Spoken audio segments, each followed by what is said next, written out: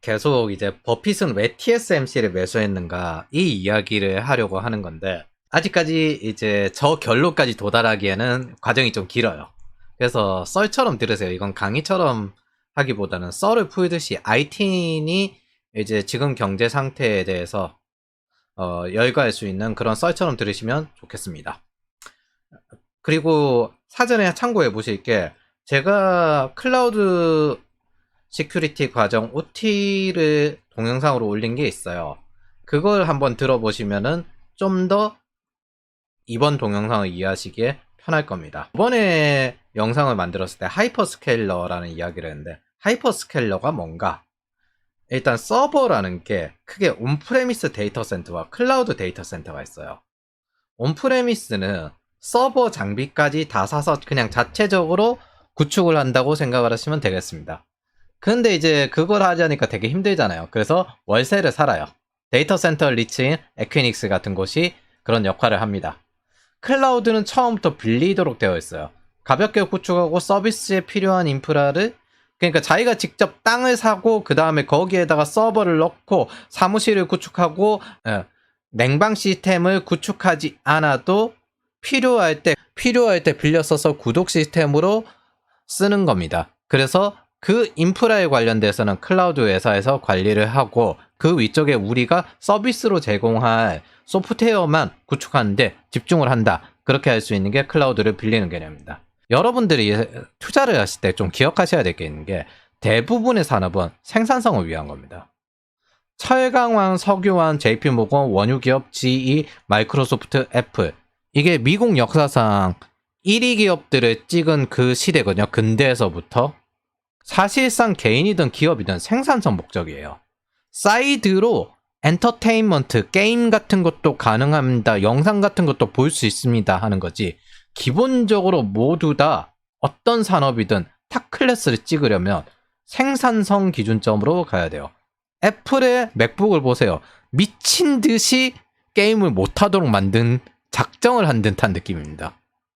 오죽하면 그런 영상도 있어요. 강도가 맥북을 내놓으라고 했는데 뭐에 쓰실 건데요? 물어보니까 게임을 할 거라고 하니까 우리 그 뒤통수를 기절시키고 난 다음에 우리 맥북으로는 절대 게임을 할 수 없어.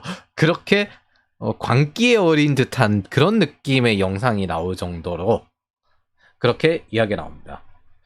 자, 그럼 이 클라우드 서비스와 데이터 센터의 사용자, 즉 의사결정권자가 누군가? 누구의 생산성을 개선하는가? 개발자입니다. 고객이 개발자예요. 빌 게이츠의 실리콘밸리는 실패를 실패로 보지 않아 성공했다. 이 개념이 올인해서 성공했다. 이런 식으로 착각하는 사람이 많은데 그러니까 한번 도전해보고 올인해봐야지. 이 생각하시는 분들 많은데 전혀 그 이전 방식과 다르게 돌아가요. 이거 완전 달라요. 이걸 하려면 경영 전략서를 슬쩍 이제 한번 보는 게 필요합니다. 근대까지는 안 갈게요. 1960년에서 1980년 포지셔닝 이때 세일즈와 마케팅이 유행할 때예요. 오일 쇼크 스태그플레이션 시대니까 안 팔리니까 팔리는 방법을 찾아야 될 거 아니에요. 인플레이션이라고 금리가 한 15% 이상 뭐 그렇게 가던 폴 볼커의 시대입니다. 네, 이제 좀 벗어나니까 이제 품질 경영의 시대, 케이퍼빌리티라고 해요. 이거를 역량 중시를 하고 이제 세계화가 본격적으로 시작됩니다. 아시아 시장이 개방이 되고 중국 시장이 개방이 돼요. 그래서 이거 두 개를 통합해가지고 각국마다 좀 다르게 분석을 해야 되겠네. 그렇게 시장 분석 시스템이 거의 뭐 이때부터 본격적으로 제대로 돌아가기 시작해요. 우리가 뭐 수학 분석이라니 그런 것들 제대로 쓸 때가 이때부터예요. 경영 컨설턴트들이 이때도 들어오기 시작하고 2000년에서 2010년 대학이 포화했듯이 시장도 포화 상태가 됩니다. 뭐 더 할 게 없는데 그러면서 이때 혁신 이야기가 나옵니다. 융합, 혁신, 이노베이션. 그게 이때부터 시작을 해가지고 이때 드디어 티가 나기 시작하는 거예요. 그래서 마이크로소프트, 아마존, 구글, 인터넷의 시작점 시대가 이때입니다. 그러면은 인터넷을 통해서 이렇게 성장을 했으면은 그 다음에 뭔가 새로운 이노베이션이 이제 서브프라임 이후에 다가오기 시작합니다. 2009년 서브프라임이 생기고 난 다음에 오바마 서브프라임과 리먼 브라더스 파산이 생기고 난 다음에 이 이전까지 경제 성장의 원동력은 수출이었어요. 세계 물동량 8%를 찍으면 세계 경제 성장률 4% 찍는다. 이런 거였어요. 근데 리먼 브라더스 파산 이후에 세계 물동량이 죽어서 장기간 원상태로 돌아오지 않습니다. 그리고 성장률과 괴리가 생기기 시작해요. 오바마는 이 서브프라임과 리먼 브라더스 파산을 겪고 난 다음에 월가와 같이 파트너를 하지 않고 실리콘밸리와 파트너를 하겠다 하면서 양적 완화 정책을 펼치고 실리콘밸리를 파트너로 삼아서 경제 성장을 시킵니다. 그러면서 이때 본격적으로 혁신의 시대가 시작되면서 스타트업 창업의 시대가 시작이 돼요. 그리고 애플의 아이폰이 나옵니다. 모바일이 시작하던 시대였죠. 스마트폰 모바일. 새로운 창업의 기회가 이걸 바탕으로 어마어마하게 나오기 시작합니다. 그리고 오바마가 원했던 대로 일자리가 여기서 양성이 되고 미국 경제는 다시 회복하기 시작합니다. 이 모바일 시대가 되니까 여기에 모든 사람이 연결되어 있잖아요. 빨리 뛰어 들어가야 될 거 아니에요. 그러면서 린 스타트업 방법이라는 시행착오형 경영이 시작이 됩니다. 이 창업 문화의 배경이 되기도 하는데 일단 해보고 프로세스로 대응해보자. 이게 지금까지 사업이란 게 제조업 기반에 사실 넘어온 지 얼마 안 됐고 제조업의 탑다운도 원래 건축 건설에서 왔어요. IT 자체의 이전 프로젝트 방법론도 건축 건설에서 왔습니다. 탑다운 경영은 기본적으로 사전에 설계해서 세계화에 맞춰서 만들어졌던 세계화된 경영이었습니다. 바텀업 경영이 이때부터 본격적으로 시작되었다고 보시는 게 맞아요. 점진적으로 시작해서 단계별로 올라가 보자. 그래서 린 스타트업 프로세스들이 하나씩 만들어지고 린 캔버스 같은 것들이 만들어지고 그렇게 합니다. 이때 걸림돌이 되는 게 이전부터 썼던 모놀로식 그리고 데이터 센터 방식, 온프레미스 방식이 걸림돌이 되기 시작해요. 첫 번째 문제는 2010년대 초반에 하루 종일 무언가 새로운 기능을 만들거나 서비스를 만드는 게 아니라 하루 종일 트러블 슈팅만 해요. 데이터 센터에서 항상 무슨 문제가 생기면 그걸 대응하는데 하루 종일 시간을 보냅니다. 2010년대 초반이 항상 이랬어요. 은행망이 심심하면은 다운되던 시기가 이 시대였습니다. 지금에야 상상도 못하지만은 그 당시에는 은행망이 심심하면 다운이 됐어요. 그리고 데이터 구조를 철저하게 보호해서 변화시키지 못하게 하다 보니까 오히려 이게 새로운 시도를 못하게 만듭니다. 아마존에서 그걸 겪고 베조스가 대대적인 혁신을 합니다. 이거에 관해서는 좀 깊게 이야기를 하지 않고 그때 드디어 MSA 구조가 만들어져요. 이론상으로 있던 클라우드가 상용화가 되고 CIA 프로젝트에 통과를 하고 어느 시점이 지나니까 이게 오히려 더 보안적으로 안전한 방식이 되었어요. 그리고 클라우드를 하다 보니까 빅데이터의 탈출구가 됩니다. 이 이전에도 빅데이터 하면서 데이터 분석을 통해서 뭔가 이득을 얻겠다 이런 것도 있었거든요. 2010년에 제가 강의도 하고 그랬어요. 근데 제대로 된 데이터 관리가 안 됐어요. 근데 클라우드에 있으니까 데이터가 모두 다 분석이 가능해진 거예요. 그래서 데이터 기반, 테스트 기반 경영이 시작이 됩니다. 모두 데이터로 의사결정을 하는 건 목표가 됐고 그 배경 중에 구독 경제 기반 클라우드가 지금 이렇게 되어 있고 데이터 비주얼라이제이션 이런 식으로 다 되는 게 요때부터 클라우드에서부터 시작이 되었다고 생각하시면 돼요. 그래서 이때부터 새로운 형태의 경영이 탄생합니다. 고객에게 맞춰서 우리 서비스도 실시간으로 변화시킨다. 점진적인 경영에서 더 극단적으로 발전한 거예요. 모놀로식은 테스트조차도 굉장히 어려워요. 옛날에 개발하는 건 뭐 하나 바꾸려면 시스템 엔지니어한테 열어달라고 하고 버그 투성이 되고 지금은 이런 식으로 일하지 않습니다. 과거 시대에 제가 이거 학생들한테 시키는 건데 망통합 프로젝트 하는 회사 절대 이직하지 마라. 그러니까 2010년대 그 말 되게 많이 했거든요. 이게 무슨 뜻이냐면 미 XX 금융사가 있어요. 근데 얘네들이 HTS 데이터망이랑 그 다음에 모바일 MTS 데이터망이랑 따로 뒀나봐. 이거를 통합하는 프로젝트를 하는데 이거 안 돼요.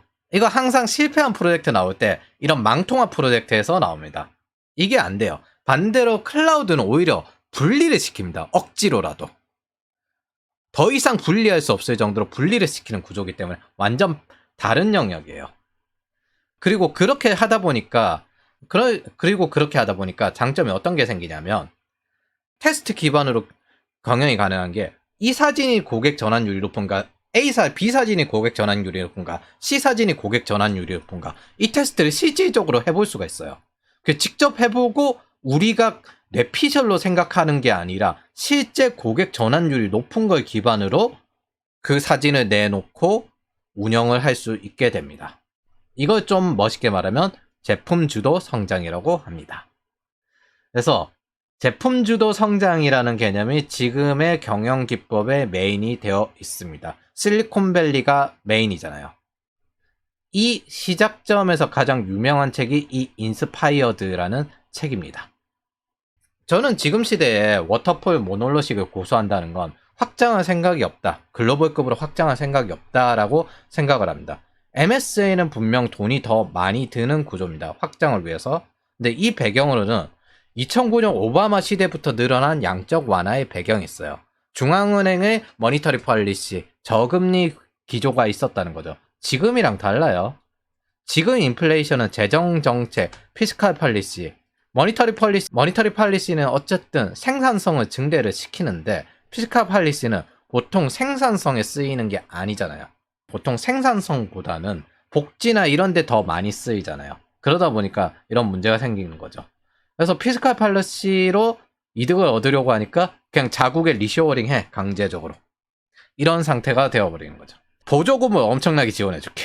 그러니까 리쇼어링 하는 거죠. 세금 혜택 해줄게. 그래서 지금 클라우드가 메인이 됩니다. 클라우드 컴퓨팅 같은 경우에는 2014년경에는 프레미스가 더 안전하다. 지금은 클라우드가 더 안전하다고 받아들이고 있습니다. 그래서 다시 돌아가면 실패를 실패로 보지 않는다는 건 이게 점진적으로 테스트를 하는 거지 올인성이 아니에요. 돈이 많이 풀리고 자원이 많을 때나 가능합니다. VC에서 투자하는 방식인데 100개 기업에서 1억씩 주고 단계별로 올라온 애들만 추가를 투자하고 성장하는 기업만 추가로 투자하고 이런 구조로 돌아갑니다. 그게 단순히 마음 가지고 되는 문제가 아니에요. 또 조직 구조, 의사결정 구조, 비즈니스 모델, 소프트웨어 구조, 백엔드 구조, 인프라 구조, 이게 다 온라인 되어야 돼요. 마이크로 서비스 아키텍처 구조로. 그래서 워터폴이나 아니면 모놀로식 개발 방식에서 애자일 방식으로 경영을 싹 바꾸려고 할 때 조직 구조와 의사결정 방식을 싸그리 다 바꿔야 되는 상태가 됩니다. 어중간하게 갖다 쓴다고 이게 되는 문제가 아니에요. 바꿔 생각하면은 성장주 투자와 가치주 투자는 완전히 다르다는 겁니다. 내가 투자하고 있는 기업이 모놀로식 기반의 가치주라면, 그래서 가치 투자는 항상 올인을 하고 올인을 할 때 가장 싼 기업을 찾잖아요. 반대로 성장주 투자는 의외의 성과도 다 노립니다. 분산을 하는 거예요. 쫙. 이거는 제가 좋은 비유를 하나 찾았는데, 인류는 도대체 보거를 누가 처음 먹었을까? 이거랑 같은 거예요. 그 중에 하나, 보거를 먹고 살아남은 방법을 찾아내는 거죠. 그럼 이제 누가 몇 명 죽어야 되겠죠. 그런 식으로 회사 내부에서 이 제품은 죽인다, 이런 식으로 갑니다. 예를 들어 유튜브 광고에서 시작을 했으면 그 다음에 네이버 키워드 광고로 가고, 네이버 키워드 광고에서 그 다음으로 이제 좀 더 돈이 많이 드는 광고로 넘어가고, 최종적으로 매스미디어 광고까지 갔을 때 거기까지 올라오는 기간 동안 단계별 리그처럼 어느 정도 기준을 달성하고 난 다음에 올라왔다는 거예요. 그 광고가 효과가 있다는 그런 식의 경영을 하는 방식이 지금의 경영 방식입니다. 자, 클라우드가 대중화되기 전에 전 세계 IDC 프로젝트를 한 구글 이야기를 먼저 해볼게요. 글로벌 데이터 센터라고 하는 원조가 여기입니다. 구글이에요, 구글. 2015년쯤에 100조 정도 쓴 걸로 압니다. 전 세계 해저 케이블의 60%가 점유를 하고 있었어요. 삼성전자가 거의 마지막 상승을 했을 때가 저 데이터 센터 매출이었을 거예요. 이거에 대해서는 제가 다음 반도체를 이야기할 때 아마 말할 수 있는 기회가 있을 것 같습니다. 데이터 센터를 그렇게 많이 투자해서 다 끝내놓고 2017년에 트럼프 정부에게 허가를 받습니다. 전 세계의 인터넷을 무료로 제공하겠다. 그래서 열기구 띄워서 와이파이 무료로 공급하고 이런 거 테스트 다 해봐요. 배경은 이게 옛날부터 IT에서 하는 말인데, 이제 IT 인터넷도 어느 정도 포화 상태가 되었다. 그러면 노릴 만한 곳은 아프리카다. 아프리카를 공략해야 되는데, 거기는 잠깐만, 이게 선을 깔아서 되는 문제가 아니잖아. 그래서 아우터넷, 지금의 스페이스X라고 생각하시면 됩니다. 위성 인터넷을 통해서 아프리카를 공략해야 된다. 정작 구글이 기획했던 그 데이터 센터와 우주 인터넷을 결합시키고 있는 건 AWS와 베조스죠. 덧붙여서 달에 리튬 많습니다. 머스크가 우주 식민지 하겠다 이런 나사의 지원받는 건 간단히 말해서 미국은 과거부터 1차 산업으로 자기네 시장이 흔들리는 걸 바라지 않아요. 그래서 리튬을 달에서 가져오겠다. 그래서 우주 산업으로 뛰어들고 있는 거예요. 미국은 과거부터 원유에서부터 시작을 해가지고 1차 산업으로 자기네 시장이 흔들리는 걸 바라지 않아요. 그래서 반도체를 지금 가져가는 거예요. 저거 하는 거 달에서 리튬을 가져오겠다. 그런 의미에서도 우주를 최대한 먼저 선점하려는 게 많습니다. 2017년쯤 되니까 아마존 AWS가 주류로 올라와요. 이거 물건이네. 시장이 유망하다. 그래서 경기 호황기 막바지에 개발자 연봉 뻥튀기가 본격적으로 시작될 때가 이때죠. 워렌 버핏이 참고로 이때부터 원기옥을 하셨습니다. 돈을 안 썼어요.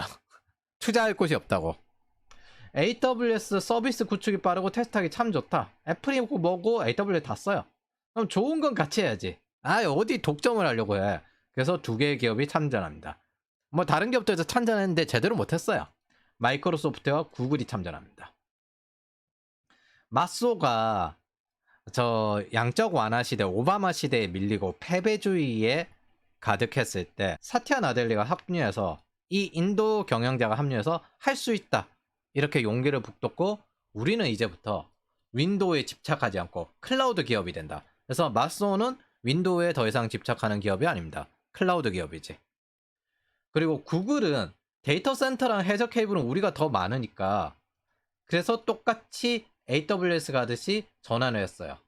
2017년경 AWS나 마소도 구글 해저 케이블 썼습니다. 구글이 전 세계 60% 정도를 가지고 있으니까. 근데 이제는 구축했습니다. 리전도 다 만들고 해저 케이블도 다 만들었어요. 이런 클라우드 서비스를 운영하는 전 세계 데이터 센터를 가진 기업을 하이퍼스케일러라고 합니다. 이 퍼블릭 클라우드 CSP들을 하이퍼스케일러라고 해요. 그리고 에퀴닉스 같은 온프레미스형 데이터 센터를 운영하는 것들을 하이퍼스케일러라고 부르지 않습니다. 구독 경제 하는 거 아무나 안 돼요. 실시간으로 서버 자원 자동으로 판단해서 엣지 컴퓨팅 넣고 그거 그냥 확장하고 변화가 힘듭니다. 그 트러블 슈팅 하느라 그냥 개고생해요. 그래서 에퀴닉스가 맨날 하는 소리가 이거예요. 하이브리드를 쓰셔야 한다. AWS, Azure, GCP 올리 클라우드만 쓰면 안 된다. 퍼블릭 클라우드 쓰면 안 된다. 온프레미스 써달라. 네, 저기 퍼블릭 클라우드 쓰시고 온프레미스 우리 서비스도 같이 써달라. 하이브리드 클라우드 쓰셔야 한다. 이걸 멋있게 하면 그 뜻이 되는 거예요. 에퀴닉스 온프레미스 서비스를 레거시 클라우드라고 합니다. 근데 잘 생각해 보세요. 저기 위에 온프레미스가 더 이제는 안전하지 않다고 했잖아요. 보안적으로. 클라우드가 더 안전하다고 했잖아요. 근데 일단 써달라는 거죠. 어떤 투자자가 이 에퀴닉스에 숏 들어간 걸로 알고 있습니다. 에퀴닉스가 이제 데이터 센터 리츠 주식 중에 하나거든요. 지금 현재 이런 기업들의 전략이 우리 AWS랑 Azure랑 GCP랑 연동 잘 되게 도와드립니다. IBM도 뭐 이렇게 하고 있고요. 우리가 주인공은 안 되게 돈 같이 봅시다. 플러스 알파. 우리도 같이 써주세요. 우리 그 꼬다리로 끼워주세요. 구글도 요즘 약간 이런 식 하고 있어요. AWS랑 같이 쓰기 참 좋습니다. 우리 GCP가. 뭘 하든 머신러닝 우리 거 쓰실 거잖아. 마소는 자기 거 만들려고 쓰려고 하고 있는데. 네, 이런 느낌입니다. 그래서 이렇게 클라우드 배경으로 팡의 시대가 시작이 됩니다. 이게 오바마 때 시대고요. 사티아 나델리가 나오고 이제 클라우드 기업이 된다라고 하면서 마이크로소프트가 여기서 부활을 합니다. 그리고 트럼프 시대에 마가의 시대가 됩니다. 마이크로소프트, 아마존, 구글, 애플 4개 다 클라우드 기업이에요. 애플 같은 경우에는 이제 자기네 자사 제품과 함께 개인용 클라우드를 많이 제공을 하고 있죠. 참고로 애플도 아마존이랑 구글 거 쓰고 중국에서는 알리 클라우드를 씁니다. 4개 다 클라우드 기업이라고 보시면 돼요. 그리고 2021년 11월 이제 마지막 주가 오르던 시기에 많다. 마이크로소프트, 애플, 엔비디아, 테슬라, 알파벳 이렇게 뜹니다. 팬데믹이 지나고요. 페이스북과 넷플릭스가 나락을 갔죠. 자, 모바일 애플이고요. 클라우드 애플, 마이크로소프트, 알파벳. 여기 보면은 이제 인프라와 소프트웨어죠. 그리고 AI. 이게 테슬라가 진짜 대단한 게 자사 하드웨어가 제조업 제품이잖아요. 이게 단순히 이게 아니라 제조사잖아요. 제조사. 거의 수직 통합에 목숨을 건 기업이라고 보는 게 맞습니다. 제조업을 혁신했어요. 그걸 돕는데 AI를 해요. 그래서 테슬라가 진짜 무시무시한 길 한 겁니다.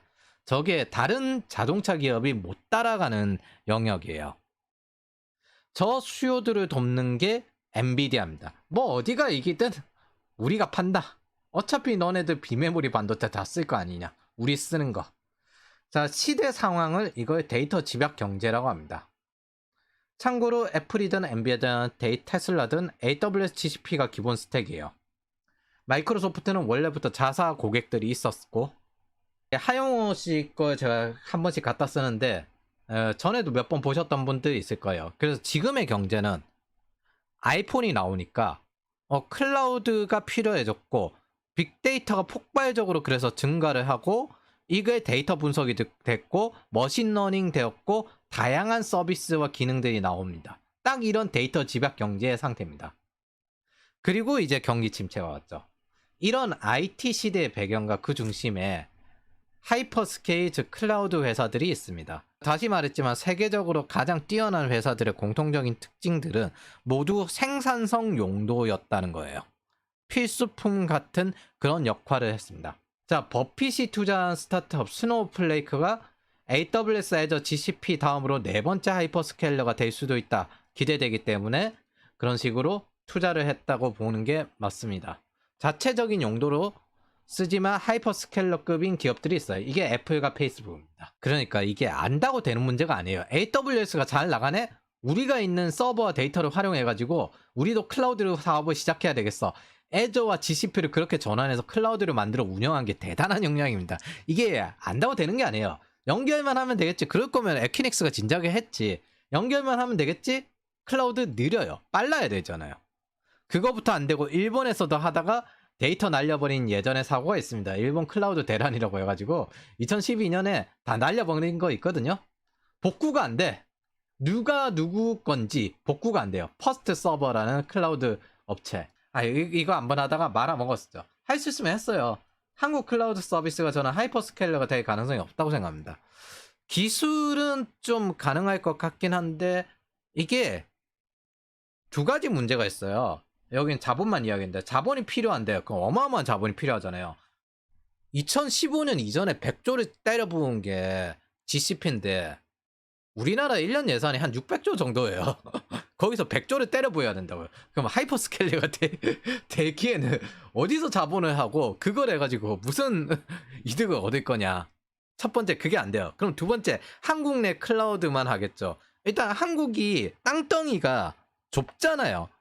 미국 안에서만 해도 어마어마한 넓이가 필요하니까 그래서 클라우드 쓰는 건데 한국은 땅덩이가 좁잖아요. 이 좁은 땅덩이에서는 뭐 이제 어중간하게 흉내낸 클라우드 되는 거죠. 참고로 카카오 그 사고 난 것도 SK 클라우드 서비스예요. 솔직히 말해가지고 AWS 쓰는 게 훨씬 더 안전하죠.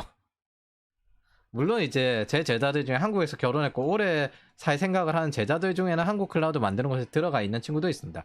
근데 저는 신입들에게는 그건 경력직들 이야기고 신입들에게는 한국 클라우드 공부하지 말라고 합니다. 다음 세대 오는 친구들은 한국 클라우드 공부 안 시킵니다. 자, 이제 하이퍼스케일러 이해했으니까 이제 다음 썰에는 반도체 이야기를 할 겁니다. 이제 반도체 시장을 좀 공부를 해야 돼요. 이게 인터넷에 잘못된 자료들이 좀 많아가지고 그걸 어느 정도 바로 잡고자 이렇게 이야기를 하는 겁니다. IT인으로 보는 그 관점이 있기 때문에 거기에 대해서 이제 이야기하고자 이렇게 썰을 푸는 겁니다.